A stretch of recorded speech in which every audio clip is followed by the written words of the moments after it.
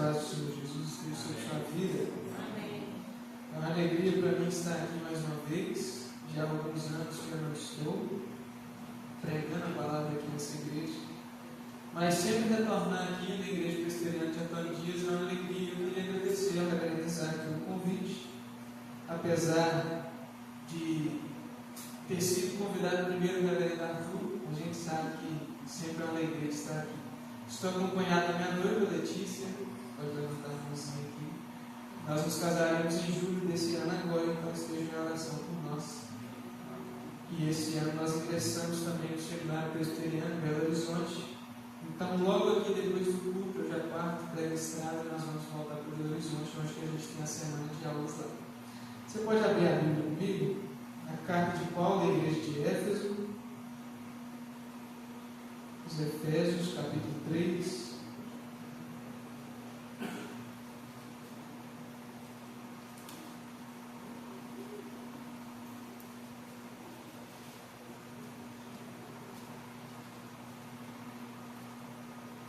Efésios capítulo 3, nós faremos a leitura do verso 14 ao 21.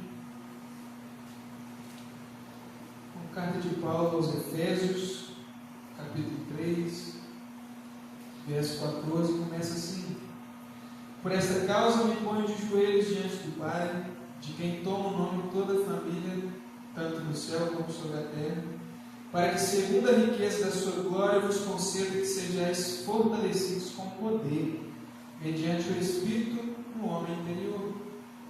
E assim habite Cristo no vosso coração pela fé, estando vós arraigados e alicerçados em amor, a fim de poderes compreender com todos os santos qual é a largura, o comprimento, e a altura e a profundidade, e conhecer o amor de Cristo, que excede todo entendimento, para que sejais tomados de toda a plenitude de Deus. Verso 20. Ora, aquele que é poderoso para fazer infinitamente mais do que tudo quanto pedimos ou pensamos, conforme o seu poder que opera em nós, a Ele seja a glória na Igreja, em Cristo Jesus, por todas as gerações e para todos sempre. Amém. Curte sua cabeça e vamos orar mais uma vez. Senhor, a tua palavra foi lida, e diante da tua verdade nós nos encontramos agora. Pedimos que o teu Espírito ilumine a nossa mente, abra o nosso coração para que possamos entender as verdades eternas do Senhor, que alcançam o nosso coração e transformam a nossa vida. Clamamos a Ti, ó Pai, que nós estejamos sedentos pela Tua palavra e que ela venha de encontro de fato na nossa vida, transformando, edificando nosso coração e o principal de tudo, glorificando e exaltando o Teu nome, em nome do Teu Filho amado Jesus Cristo. Amém. Meus irmãos, hoje eu gostaria, pela graça de Deus, de falar a respeito de um Deus poderoso que se faz presente na progressividade da história, revelando o seu amor e o seu cuidado. Então eu gostaria de trazer esses versículos. A princípio eu fiz a leitura do verso 14 até o 21, mas eu vou atentar apenas nos versos 20 e 21, onde nós entendemos a respeito de um Deus que se faz presente na história, cuidando do seu povo. Existe uma doutrina chamada doutrina da providência, que muitas vezes nós temos uma interpretação errada a respeito dela. Eu gostaria de falar um pouquinho disso. Nós entendemos então que providência de Deus é o momento em que Deus acolhe ou acode o nosso coração aflito diante de alguma necessidade. Não é aí que a gente usa aquela expressão: nossa, foi providência de Deus, Senhor. Percebe então a ilustração. Você está aqui na estrada, indo para Coronel Feliciano, você pega a BR, logo aqui depois do trevo de Antônio Dias. Em algum momento onde que hoje a gente tem o serviço de atendimento, né? Mas pensa alguns anos atrás, quando você não tinha esse serviço. Em algum momento da estrada, o pneu do seu carro fura. Você abre o porta-malas e percebe que por algum motivo você tirou o pneu, o step que tinha sobre essa lente. Você está ali sem uma chave de roda para acudir e trocar o seu pneu. E passa algum tempo, chega um irmão da igreja presbiteriana de Antônio Dias e fala assim: meu irmão, eu tenho um pneu para você. Deixa eu trocar aqui. Aí você fala, providência do Senhor. Não é assim que a gente tem entendimento? Mas a realidade é que a doutrina da providência ele fala muito além desse cuidado de Deus nesses momentos. Não é apenas o fato de que Deus, no momento em que você está necessitando do cuidado, Ele providencia meios para acudir à sua necessidade. Mas é o fato de que Deus, em toda a história da revelação, cuida do seu povo até nos momentos ruins. E isso é providência do Senhor. Eu gostaria de ler um teólogo chamado Hermann Bavinck, definindo providência. Primeiro ele fala a respeito de uma visão panteísta. Os panteístas acreditavam numa ideia de um Deus que era o próprio cosmos. A ideia talvez aqui de uma mãe natureza. Vocês já ouviram isso em algum filme talvez. Então é um Deus que não é um ser pessoal, que não se relaciona, mas que as coisas foram criadas por ordem do acaso, porque a natureza gerou todas as coisas. E ele refuta esse entendimento, trazendo um outro entendimento também refutado, que se chama deísta. Os deístas acreditavam agora diferente, que Deus é um Deus pessoal, que Ele criou todas as coisas, mas que logo após a criação, Ele deixa que a sua própria criação tome o seu próprio nome. Como se fosse aquele brinquedinho que você dá a corda, e você coloca no chão, e ele sai andando sozinho. E tem um outro pensamento que é um pensamento de um Deus que se intervém, de um intervencionismo ocasional, que intervém na história ocasionalmente. O que isso quer dizer? Um Deus pessoal, que cria todas as coisas, mas que Ele não dá corda na história e na humanidade. Mas Ele deixa que as coisas aconteçam, e quando Ele acha que Ele deve agir e intervir na criação, Ele não intervém. Bavinck fala a respeito de um outro pensamento a respeito de Deus. Deus não é um Deus que é a natureza, pois Ele criou a natureza. Deus não é um Deus que apenas dá corda na humanidade e deixa eles agirem por conta própria. E não somente intervém ocasionalmente nessa história, mas Ele é um Deus que rege toda essa história com a sua poderosa e forte mão. Dizendo isso, ele traz um pequeno e breve texto que eu gostaria de ler para os irmãos. Ele fala que a providência de Deus é manifesta não somente e nem primariamente nos eventos extraordinários da vida e nos milagres. Lembrando aqui do pneu furado. Mas igualmente tanto na ordem estável da natureza quanto nas ocorrências do dia a dia. Como a fé seria pobre se visse a mão de Deus longe ou apenas em momentos momentâneos, mas não os discerne na própria vida e nos próprios pensamentos? Eles conduzem todas essas coisas ao seu destino final, não contra, mas em harmonia com a sua natureza, não de modo independente, mas pelos meios comuns. Mas assim como o poder do Todo-Poderoso e sempre presente Deus, ela nos faz gratos quando as coisas vão bem e pacientes quando as coisas vão mal. Nos incentiva a descansar em submissão ao Senhor e ao mesmo tempo nos ergue aos mais elevados níveis de atividade nesse Deus. Vocês conseguiram entender isso aqui então? A respeito de uma providência que não é somente um momento bom da sua vida, mas quando as coisas estão ruins, Deus está lá. Nos momentos em que você olha para o lado e olha para o outro e não tem resposta daquilo que você precisava ter, é o Deus que se faz presente, providenciando toda a história. Amém. O contexto dessa carta de Efésios, meus irmãos, é Paulo tentando trazer um assunto principal para aquela igreja. Eu gostaria de ler apenas um versículo para vocês entenderem o que Paulo está tratando em toda a carta. Capítulo 4, verso 13. Logo uma página depois, ele diz: até que todos cheguemos à unidade da fé e do pleno conhecimento do Filho de Deus, a perfeita varonilidade à medida, a estatura e da plenitude de Cristo. Verso 14. Para que não sejamos mais como meninos agitados de um lado para o outro, e levados ao redor por todo vento de doutrina, pela artimanha dos homens, pela astúcia com que induzem ao erro. Então, o apóstolo Paulo, quando ele escreve essa carta, ele tem uma ideia em mente.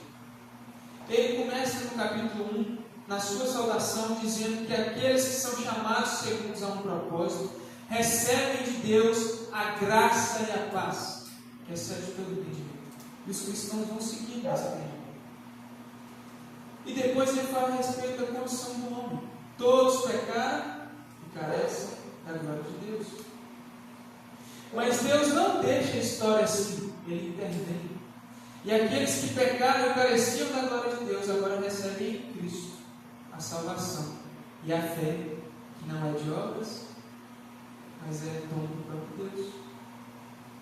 No capítulo 3, então, ele fala a respeito da vida comunitária, com o entendimento de que aquela igreja deveria chegar ao pleno conhecimento do Filho de Deus.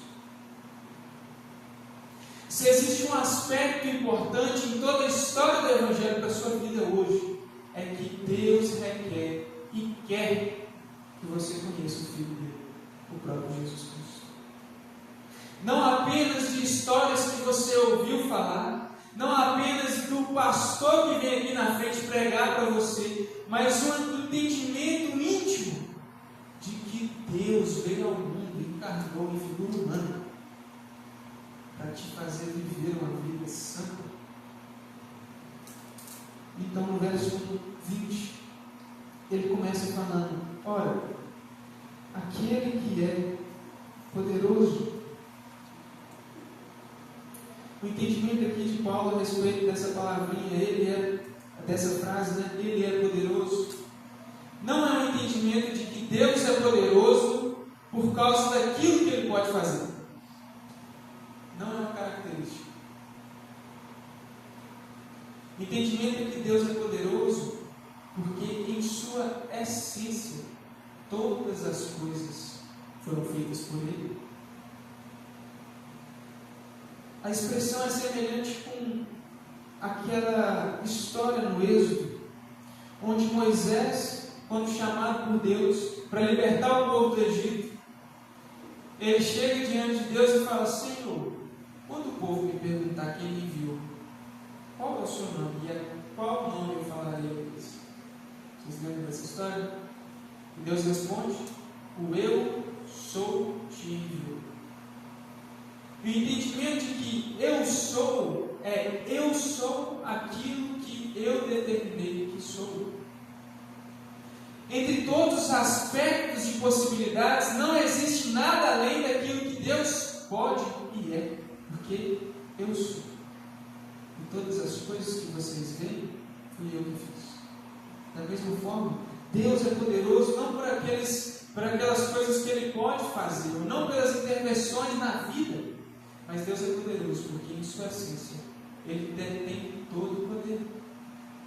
E o texto diz que Ele é poderoso para fazer o quê? Infinitamente mais do que tudo quanto pedimos ou pensamos.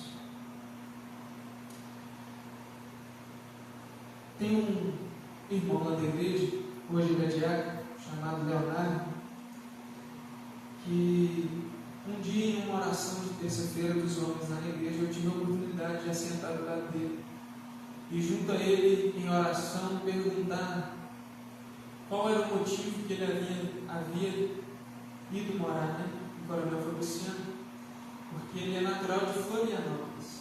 E eu pensava assim: rapaz, que bom de Florianópolis vai fazer Fabriciano. Mas aí eu tive a oportunidade de perguntar para ele. E ali na conversa ele começa a contar da história. Ele veio de uma família católica e logo após terminar sua faculdade ele ganha uma bolsa para fazer um estágio na Alemanha. Ele vai, passa um ano na Alemanha, faz o seu estágio, se prepara profissionalmente e curricularmente para exercer uma função trabalhista aqui no Brasil. E quando ele volta com a mente 3 opções de emprego. E ele conta da primeira, que era no Rio de Janeiro, e que era aquele que ele vislumbrou os olhos, ele mais queria. A segunda ele não falou muito a respeito, mas ele fala que a terceira era a última opção, e se tudo desse errado, ele ia para essa terceira. E aí ele fala que logo após ele voltar, ele recebe uma ligação da primeira proposta que os seus olhos tanto queriam, que ele tanto queria aquele emprego. E a ligação dizia que ele foi aceito, e que na sexta-feira, às 18 horas, ele poderia estar pegando o voo, indo para o Rio de Janeiro, que ali ele começaria sua jornada de trabalho. O Léo então diz que preparou as suas malas, preparou sua mudança, foi para o aeroporto, chega lá por volta das 5h30 para pegar o embarque de 18 horas, e quando ele pergunta para a responsável da aviação que horas que seria o embarque do voo das 18 horas para o Rio de Janeiro, a mulher regalou o olho assim para ele e disse que não tinha nenhum voo para o Rio de Janeiro às 18 horas. E ele, sem entender, pega rapidamente o celular, busca no e-mail a mensagem, as suas passagens, para ver se ele tinha errado alguma coisa, se ele tinha errado o dia, se não era na sexta, se era no sábado. E ele percebe que, na verdade, às 18 horas seria o desembarque no Rio de Janeiro. E ele já tinha perdido o voo. Ele fala então que, sem pensar muito, mas convicto daquilo que ele estava fazendo, ele pega o seu celular, liga para a terceira, que seria a última proposta que ele gostaria de aceitar, e aceita então aquele emprego. E em vez de ir para o Rio de Janeiro, ele vem para Belo Horizonte. Ele fala que em Belo Horizonte então ele começa a trabalhar e faz uma certa amizade com um colega de trabalho. E eles decidem dividir o mesmo apartamento. Só que de todos os amigos que ele poderia escolher para morar junto, ele escolheu logo um crente. E ele fala que esse crente toda sexta-feira reunia um grupo de jovens para orar e pregar a palavra no apartamento dele. O Léo falou que ele não gostava muito daquilo, então toda sexta-feira ele dava um jeito de pular de um cômodo para outro sem ser visto, ou às vezes saía um pouco antes dos jovens chegarem. Mas um dia em específico, um desses jovens pega ele e fala: senta aqui com a gente. Ele teve que se assentar constrangido, ouviu ali a palavra, teve a oportunidade de irmãos orarem por ele. E ele fala que ele começa a se simpatizar com aquele grupo. E agora, nas sextas-feiras, ele não mais pulava de um cômodo para outro, mas ele gostava de sentar junto com esse grupo. O Léo, então, ele começa a procurar uma igreja para frequentar. E a primeira igreja que ele vai é uma igreja batista. Ele fala que ele não se adaptou muito bem por ter vindo da igreja católica e ouviu dizer que a igreja presbiteriana era muito parecida com a igreja católica. Que não tem verdade. Mas esse foi um convite extraordinário para o irmão abrir o coração e se assentar num dos bancos da igreja presbiteriana, da primeira igreja presbiteriana de Belo Horizonte. Ele fala então que nessa igreja ele pôde ser discipulado. Ele encontrou o Cristo verdadeiramente. Hoje esse irmão da nossa igreja ele é diácono. Ele casou-se com uma das filhas de um presbítero em disponibilidade. E ele tem 2 filhos.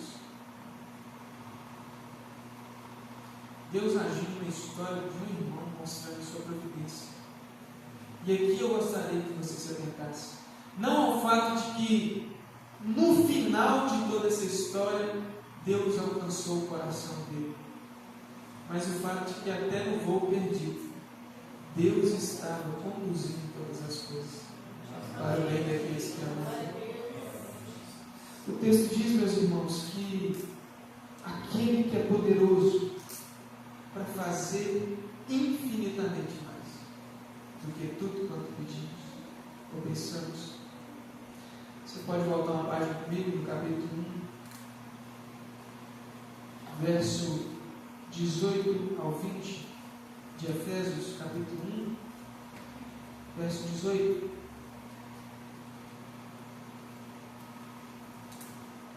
Diz assim: iluminados iluminado os olhos do vosso coração, para saberes qual é a esperança do seu chamamento, a qual a riqueza da glória da sua herança nos santos, e qual a suprema grandeza do seu poder, para com os que cremos segundo a eficácia da força do seu poder, o qual exerceu ele em Cristo, ressuscitando-o de entre os mortos e fazendo assentar à direita nos lugares celestiais. Volte aqui a sua atenção naquilo que o apóstolo Paulo está dizendo. Existe um poder do qual Deus governa todas as coisas e todas as histórias. E esse poder está fundamentado intimamente no próprio Cristo, que foi ressuscitado de entre os mortos. A esperança da vida e da certeza da salvação daqueles que podem olhar para a cruz e dizer: de fato, Jesus ressuscitou. E Ele cuida de mim. Aquele que é poderoso para fazer infinitamente mais do que pedimos ou pensamos. O texto aprofunda um pouco a respeito disso. Esse poder não é apenas para a salvação, mas para fazer infinitamente mais do que pedimos ou pensamos. Perceba que na vida a gente costuma a induzir em nossas orações pedidos santificados. O que é isso? Nós pedimos ao Senhor sustento de todos os dias. Nós pedimos que Ele abra a porta de emprego, que Ele continue sustentando as nossas famílias. Talvez que Ele te dê uma condição de comprar um carro melhor, de ter uma casa própria.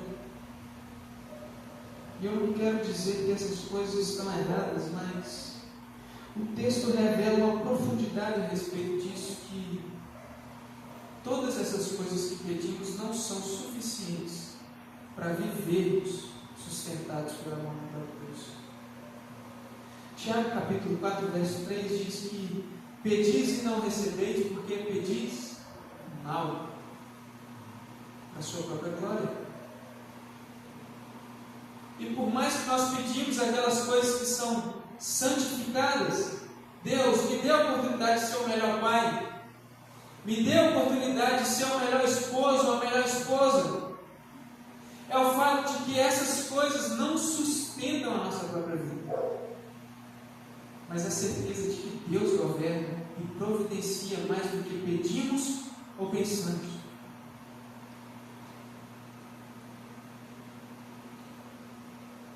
Talvez entender isso no dia a dia é um pouco mais fácil. Eu acredito que aqui, antes de sairmos para o nosso trabalho, para a escola, aqueles que estudam, nós oramos ao Senhor, né? É próprio dos cristãos fazerem isso. Deus abençoe o meu dia, abra as portas do emprego, o Senhor continue me sustentando, cuide de mim, nos livre de todo mal. A gente não usa essa expressão. Que mal que é esse? É todo. Porque a gente não tem noção do qual que é o mal que pode atentar contra nós.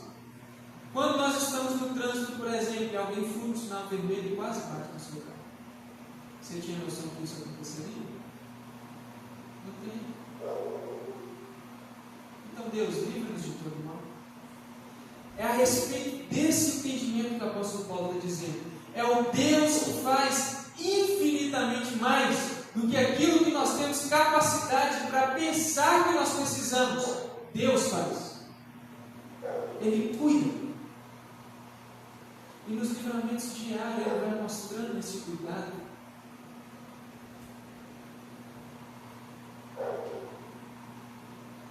Brian Chappell, comentando esse texto, é um pregador americano. Ele conta uma história que eu acredito que vai mostrar um pouco melhor isso aqui. E ele fala a respeito de um casal, especificamente mais a mulher, que ele e a sua esposa acompanharam, e essa mulher se encontrava numa condição de esterilidade. Ela não podia dar luz a filhos. Só que o maior desejo do coração dessa mulher era ter filhos. Ela fala então que depois de vários procedimentos, várias tentativas, nenhuma foi sucedida, bem sucedida. E um dia esse pregador fala que encontra essa mulher ajoelhada no seu jardim, mexendo nas suas flores e chorando copiosamente. Ela se debruçava no chão e chorava como uma criança que você acabou de tomar o brinquedo da mão. E naquele choro, então, esse pregador Brian Chapman pergunta por que ela chorava. E ela diz com uma tristeza profunda: pastor, eu não sei por que Deus concede filhos a pessoas que rejeitam e dão para adoção. E eu não posso ter. Eu não sei, pastor, porque Deus concede filhos a mulheres que decidem abortar. E eu não posso ter. Brian Chapman diz que conduziu essa irmã em oração e clamou ali por um milagre, para que Deus pudesse dar um filho a essa mulher. E a história é muito interessante, porque diz que 9 meses depois ela deu à luz. Só que não foi um filho. Essa mulher, 9 meses depois, fundou uma instituição onde cuidava e pregava o Evangelho para mulheres que decidiam abortar. E através da vida dela, mulheres decidiam manter os seus filhos no ventre e entregavam dia após dia a vida do próprio Deus. Você observa por isso aqui? Infinitamente mais do que pedimos. Deus que governa todas as coisas e providencia com poder todas as coisas para o nosso bem. É aquele Deus que merece toda a glória. O texto continua dizendo que infinitamente mais do que tudo quanto pedimos ou pensamos, conforme o seu poder que opera em nós. A Ele seja a glória na igreja e em Cristo Jesus. Essa segunda parte do texto, eu gostaria que você tomasse na sua mente que Deus não age apenas na sua história individualmente, mas soberanamente Ele age comunitariamente. Deus intervém também na história da igreja. E nós conseguimos ver o cuidado desse Deus quando nós olhamos para a vida do reverendo Isaac. Um homem levantado pelo próprio Deus para pastorear os corações de cada um. E talvez num momento de tristeza e de abatimento você chegou para a vida do irmão e falou assim: pastor, eu estou muito angustiado por causa dessa situação. E ele não pode fazer muita coisa, mas ele orou por você. Ele deixou a palavra de Deus para você. Da mesma forma, irmãos e irmãs, que todos os dias se ajoelham e em suas orações lembram da sua vida. Deus agindo na igreja dele e revelando a sua glória para que comunitariamente nós entendemos e chegamos à unidade do pleno conhecimento do Filho de Deus, do seu amor. Então esse Deus que é poderoso para fazer infinitamente mais do que pedimos ou pensamos, a Ele seja a glória primeiro na igreja. Porque na igreja nós reconhecemos o cuidado de Deus sobre nossas vidas. E quando nós nos ajuntamos no culto solene, diante do Rei da Glória, nós levantamos as nossas mãos e dizemos: toda honra e toda glória seja dada por nós. Porque o Senhor cuida. O Senhor cuida da minha vida, o Senhor cuida da igreja presbiteriana de Campinas. E tem cuidado de todos esses anos. E é esse Deus que merece a glória na igreja também merece a glória em Cristo Jesus. E ao pontuar os tempos. A glória refletida na cruz de Cristo. Eu gosto muito de vir aqui na igreja de Antônio Dias, porque logo na entrada tem uma cruzinha ali, né? Igreja Presbiteriana de Antônio Dias é uma cruz. Aqui também tem. É o sinal da encarnação da aliança, trazendo ao longo da história e mostrando cuidado sobre todos aqueles que são chamados e assegurados por Deus. É o momento, meus irmãos, que nós olhamos para a cruz e percebemos quão grande salvação que nós recebemos.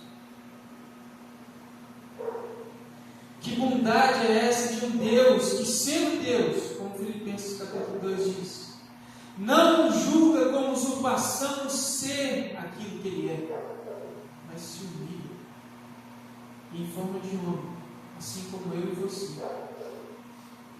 Vive, discipula, prega, multiplica pães e peixes, faz milagres, mas ao final dos seus 33 anos, sobe o morro, o monte, o Gólgota, para ser apregoado numa cruz. E no seu último suspiro diz: Pai, perdoa. Perdoa porque eles não sabem o que fazem. Está consumado. E agora todos aqueles que são chamados segundo o seu propósito recebem o direito de serem chamados filhos de Deus. Filhos de Deus. Aquele que é poderoso, meus irmãos, para fazer infinitamente mais que pedimos ou pensamos. É aquele que assegura não somente o nosso cuidado, mas a nossa salvação. E um dia, independente dos nossos pecados, nós seremos chamados juntos aos céus. E com eles seremos manifestados em glória. Receberemos a coroa da justiça e glorificaremos o Senhor sobre toda a eternidade. Você pode baixar sua cabeça, fazemos a oração. Senhor, nós damos graças ao Senhor por tão grande salvação, pelo teu cuidado que se estende a nós e a nossa vida todos os dias, naquilo que nós não conseguimos pensar ou imaginar e nem percebemos. O Senhor está lá, o Senhor está cuidando, o Senhor está providenciando, abrindo portas, Pai, que nós precisamos de entrar, fechando aquelas que nós queríamos, mas não deveríamos. E que o teu Espírito, nós rogamos ao Senhor, santifique o nosso coração na tua verdade, para que ao olhar para a cruz nós percebemos a nossa miséria, e percebendo a nossa miséria nós dizemos: Senhor, eu necessito da tua graça. E não apenas perceber a nossa necessidade, mas encontrar na tua palavra que nós recebemos. E essa graça agora nos faz viver. E Deus, nós clamamos: permita-nos viver em santidade. Permita nosso coração inclinar a guardar os teus mandamentos. E como o salmista no capítulo 1 diz, meditar na tua lei dia e noite. Conduza, Pai, com poder e graça a Igreja Presbiteriana de Antônio Dias. Continue sustentando aqui cada irmão que está aqui presente, aqueles que talvez nos visitam e aqueles que não puderam estar. Que a Igreja Presbiteriana de Antônio Dias seja a porta e a luz do teu Evangelho sobre essa cidade. O luzeiro de fato, do teu Filho, para que eles possam olhar. Em cima do morro existe uma igreja ali que prega Jesus Cristo. Senhor, abençoe a vida da Reverenda Isaac, da sua família, e continue sustentando com poder e graça. Permita que essa igreja seja instrumento do Senhor para providenciar o teu cuidado sobre a vida deles, da mesma forma como sabemos que o irmão tem dado sua vida em favor de todos aqui. E em nome de Cristo, Pai, nós pedimos: conduza essa igreja, para que ela possa crescer em conhecimento do Senhor. E que se aprover o Senhor, Pai, e expandir o teu Evangelho através dessa igreja. E que conforme as pessoas foram chegando para aquela porta, essa igreja possa acolher, em nome da graça e da paz do Senhor Jesus. Em nome de Cristo, nós oramos ao Senhor. Amém. Amém.